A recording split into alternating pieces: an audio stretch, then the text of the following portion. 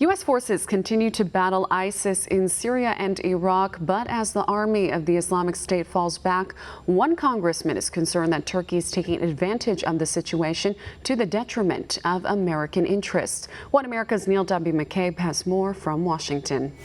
Virginia Republican Congressman Tom Garrett told One American News his recent trip to the Iraq-Syria theater of operations confirmed to him that Turkey is behaving as an enemy of the United States, and President Donald Trump is not getting the information he needs to achieve peace in the region. I know the president watches OAN. I have it on very good authority. If I were to give him one message, it would be please listen to people who've been there and seen this on the ground. Garrett said he spent 11 days in northern Iraq and eastern Syria during the Thanksgiving recess. Although he is a member of the Foreign Relations Committee, the congressman paid for the trip himself and was not there in an official capacity. When he got there, he said he was stunned by the audacity of Turkish and Turkish-affiliated forces striking targets in Iraq and seizing territory in Syria. While I was in Syria, Turkish-sanctioned forces fired on the building where I stood just over Thanksgiving.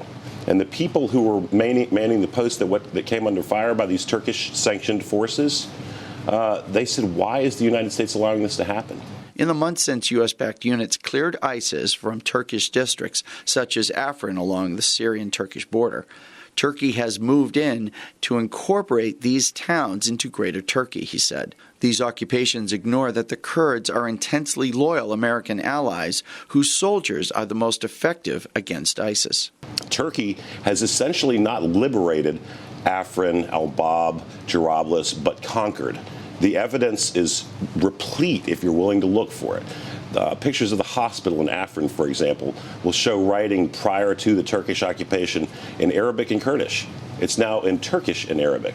More importantly, he said, Kurdish school children are now being taught entirely in Turkish. Garrett said a piece of paper states that Turkey is a NATO ally of the United States, but it does not behave like one. However, Pentagon leaders consistently look the other way as Turkey works with Iran and Russia to undermine American interests in the region. It is a situation he addressed in a December 10th speech on the House floor. We should inform Turkey ultimately that they can get out of Syria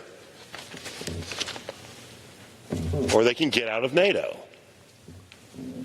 The congressman, whose seat was first held by James Madison in the first session of Congress, said another complication was when Defense Secretary James Mattis ordered Special Forces personnel to facilitate his extraction. Secretary Mattis's office, or the highest levels of DOD, had requested that they ask that we go to their armored vehicle, go to an LZ, and be extracted by helicopter for our own safety.